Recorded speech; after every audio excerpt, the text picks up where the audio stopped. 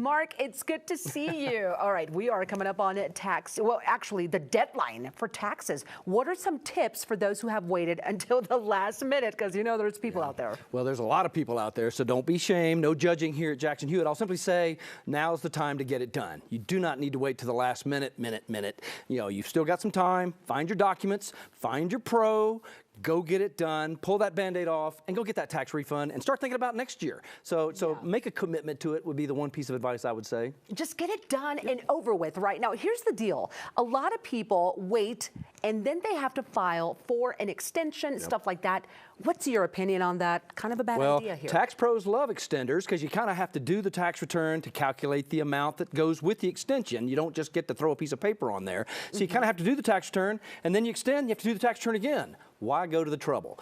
Do the tax return up front unless you really have a need to extend, and that's very rare. File your taxes, avoid the extension, avoid paying twice, and get your refund. It's just that simple, and you usually have all your documents. You may be thinking you're missing one, but a phone call, an email, a text, and tax pros are really good at that.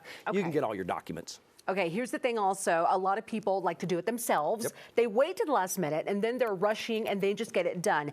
That is kind of a bad idea. Why do we need to use a pro and get it done the right way? Well, if your taxes are really simple, and that's like an elf on a unicorn riding down a rainbow, it's not that common with life changes and tax changes, but people think that, and we gladly will amend that. I would simply say this, you either do the work and understand the terms and the technology, or you're just gonna run the risk. Doing it fast just to get it done is a worst case solution for your largest single financial transaction. And why wouldn't you want to throw it over the fence to a tax pro who loves taxes, they love helping you find money, take that stress away, get a more accurate return, faster return.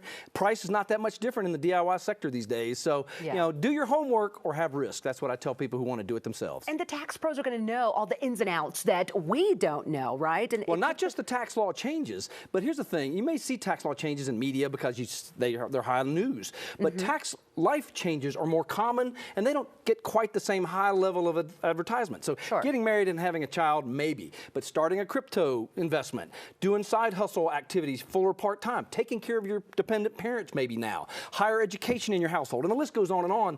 Those are harder to get actually right and get all your money than just answering the questions on your DIY software. So get some help. Yeah, okay, what happens if taxpayers miss the deadline? Another common situation. Yeah, that's the worst thing that can happen because you can file an extension, which we talked about, but if you just ignore the deadline, you're going to do it this summer for whatever your reason, you run the risk of the failure to file penalty, upwards of 25%. If you owe, failure to pay penalty, 25%, and then an underpayment penalty, then interest on top of that, and then you have to pay someone to clean it all up. So sometimes the penalties and interest and fees can be larger than the tax if you'd have done it right on the front end. So don't ignore the deadline, do something. I recommend you file an extension. If you don't actually file the tax return, then you at least take the failure to file penalty out of play. No kidding. Let's not do the penalties, please, right? Scams, a lot of people, myself included, are worried about scams because they've gotten so good. What's your advice on that, and what should we be aware of? Tax refunds total about $300 billion with a B a year. About 100 million people get refunds, and that attracts a certain bad element. So I'll simply say if you see something or you hear something or somebody tells you something and it sounds too good to be true, like we guarantee you a refund, or I don't need to sign your tax return. And worst of all, if you get a text or an email or a phone call saying, hey, we've just about ready to verify your information, all that's fake. And another good reason, a pro, whether they use you use them for your taxes or you do it yourself, they'll be glad to step on that fakeness. So have a tax pro in your contact list before you respond to any phone call, email, text, or tweet that says they need to have more of your information. It's probably fake. It's probably fake. All right, Mark, thank you so much. Great info. Good to be here. Good to see you.